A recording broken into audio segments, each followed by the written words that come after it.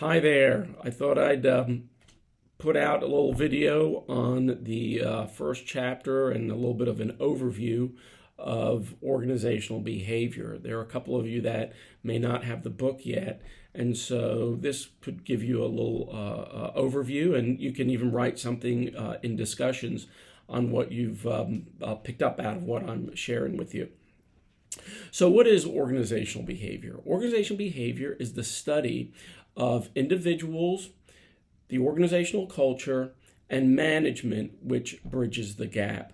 So, in this book, what we're going to do is we'll have different aspects that'll talk about the individual, talk about the behaviors of managers, and then, of course, organizational culture. So, the first one, let's look at the individual, right? So individuals are either motivated or they're demotivated. And there's so many different reasons why we're motivated at work or we're demotivated at work. Some of them are because of our own personal attributes, things that are going on in our personal lives, which is why we're not thinking about work. We're thinking about our something in our personal life. So we're not motivated at work to do what we're supposed to be doing. Other times, it's because of the organization itself. The organization, the management, the way that our employees interact, the form of communication, the groups that we're in, don't seem to fit the way we behave. So we're going to look at that. We're going to look at the pathology of the individual. And, and then the other thing, too, is maybe even the actual job that we do. A lot of us have a job because we need to earn money, but it may not necessarily be exactly the job that we really want.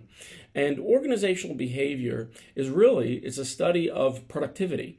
The organization, we want to be as productive as possible, but hopefully what we learn in this course is we don't do it at the peril of the individual. It's not like we're trying to force the individual to just adhere to everything, but we try to understand, how do we all work together so that we have that level of productivity that we want.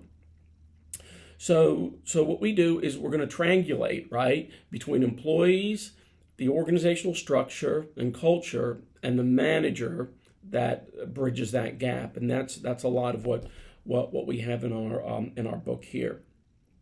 We're gonna study the motivations of each one of us. A lot of the ways that we're motivated, again, back to who we are clearly different, and so we're gonna look at theories and also the practical approach to motivation. We'll talk about stress. Stress sounds like a word, and of course, in a lot of the way that we talk about in life, is stress is a bad thing, right? And it isn't, but too much of it is, right? And so that's the way we handle the term stress in this book. How much stress helps us achieve certain goals, and how do we become strong at dealing with obstacles. The level of stress is gonna handle that. But if we have too much stress, then what happens is we can go into shutdown mode. We're overwhelmed, and then of course there are certain behaviors associated with that. So clearly, stress is one of those things that, we'll want to look at. And, you can think about a lot of these when you're working in your organization. A lot of my students have jobs, whether it's part-time jobs or full-time jobs.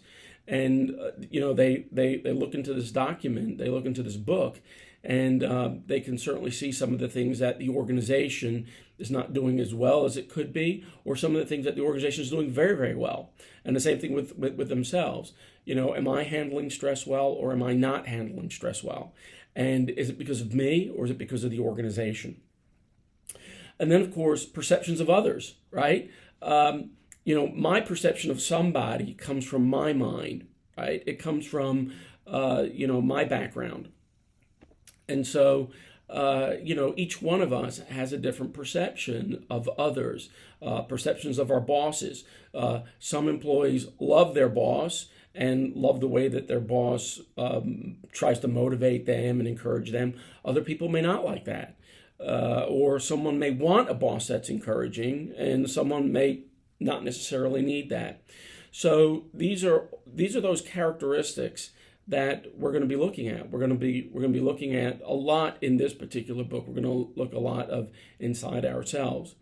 But then, of course, we look at the organizational structure, and we look at the way that that leadership and management has designed our organization, whether it's our department, our division, or the whole organization in general, and have they designed it to be motivating, to be encouraging for us. Not always can they pay us the greatest amount of money. Not always do we have the best of benefits, right? We don't have a whole lot of time off, but can the environment be supportive? Can it recognize you as an employee, and we working together in groups trying to achieve a particular objective? And hopefully that's a culture, and the organization has designed that culture to meet those needs and goals. And of course, obviously, when we're talking about organizational behavior, we're really talking about internally. We're talking about how the organization works internally. And obviously, that influences how we deal with our customers, how we might deal with our suppliers, how we interact with people in the community, right? So how the organization behaves, organizational behavior, how it behaves through its management, leadership, and employees has a good reference to how people, when they're coming in or when they're doing business with it, certainly see it. And again, and you can do this in a real simple way. You can walk into Publix supermarket. You can walk into Starbucks. You can walk into Dunkin' Donuts, and automatically you have a certain feel, because that's what the organization, that's what that particular environment is projecting. And this is what we try to teach in this particular class is how will you, as a supervisor or manager, design your department or division, because you want people to take it a certain way. You want them to feel a certain way. The other thing too is again, you learn about yourself and how do you want to conduct yourself so that people feel encouraged, motivated around you versus discouraged and or feeling like the tasks at work are just too great for them. So again, this is a short little video to kind of give an overview of what organizational behavior is, and I hope you enjoy it. And feel free, again, ask questions, call me on my office, or send me an email, and I'll try to answer any questions that you have in regards to obviously the course, or maybe your ideas of organizational behavior in general. Okay, great.